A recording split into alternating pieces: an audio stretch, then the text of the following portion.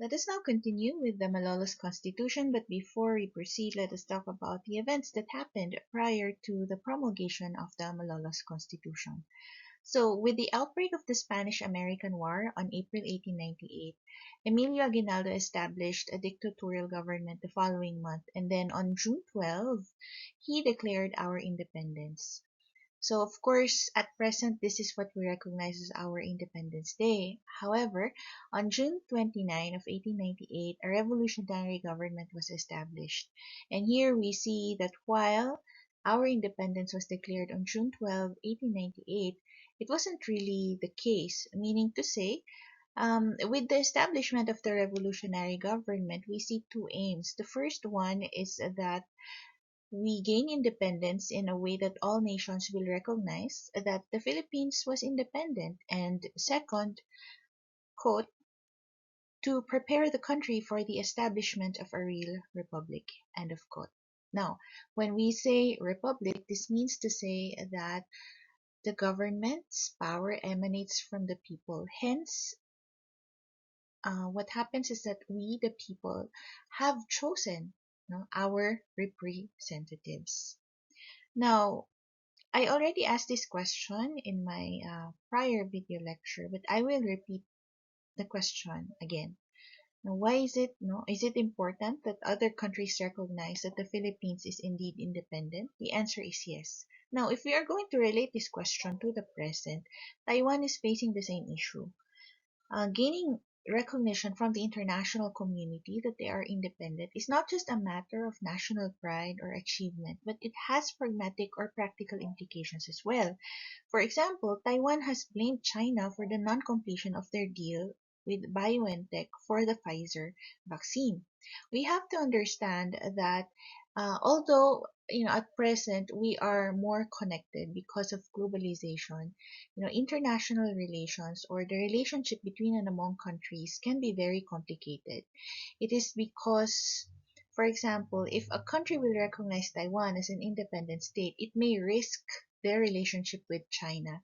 And, they may be at the losing end because China may be a source of loans. What else? It may be a source of development assistance, you know, and it may be also a source of revenue or economic activity because they may have trade agreements with each other. Anyway, let us continue. Now, with the revolutionary government in place, the Malolos Constitution was ratified on September 29, 1898. So it should be noted that I'm only mentioning the dates for you to have an idea of the timeline, but you are not required to memorize the dates. Now, this constitution established a free and independent Philippine Republic and is considered as the constitution of the first Philippine Republic and the first democratic constitution in Asia. Now, the recognized author of the Malolos Constitution is Felipe Calderon.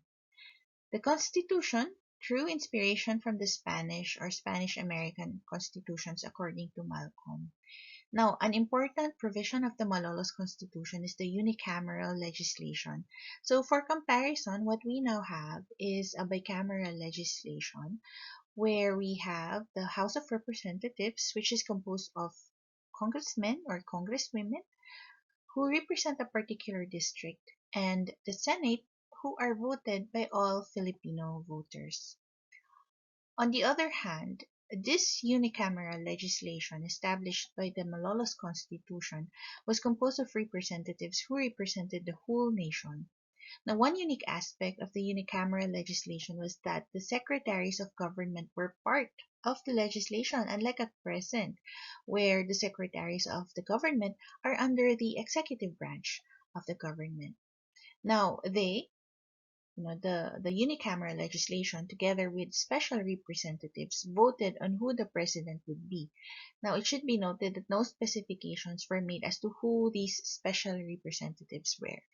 It should also be noted that there was no vice president in the First Philippine Republic. Now, with regards to the judiciary, the Chief Justice of the Supreme Court, as well as the Solicitor General, so who is our Solicitor General now? So, Maybe you'd like to research on that. So anyway, the Chief Justice of the Supreme Court as well as the Solicitor General was decided by the legislation with the concurrence of the President and the Secretaries. Thus, we see the supremacy of the legislative branch over the executive and the judiciary. It is also noteworthy that one of the debates that occurred during the framing of the Malolos Constitution was the determination of the role of the Church. As you can see on the proposed Articles 5, 6, and 7, Roman Catholicism was to be designated as the state religion where public funds will not be used to support any other religion. But the fact that we can see here it shall not utilize its revenues for the support of any other cult, we can see that the government can actually use its revenues or the tax collected to support the Roman Catholic Church or the Roman Catholic Apostolic religion as stated in this draft. Okay. Also, while other religious practices were allowed, or religions were allowed, they should not endanger the security of the state. Likewise, the separation of the church and the state can be seen on the proposed Article 7. Now, these articles were rejected and was replaced by Article 5. So, actually, ang nangyari dyan, nagkaroon ng botohan at natalo yung 567, tinalo siya ng proposed na ito. Ito yung nasunod, yung Article 5 by only one vote. Okay. However, Bernas said that in order to avoid offending powerful Filipino clergy, the temporary article, as you can see in Article 100, it was included, where it states that the execution of Article 5, this one, is hereby suspended until the meeting of the Constituent Assembly. In the meantime, the municipalities of those places which require the spiritual services of any Filipino priest shall provide for his necessary support.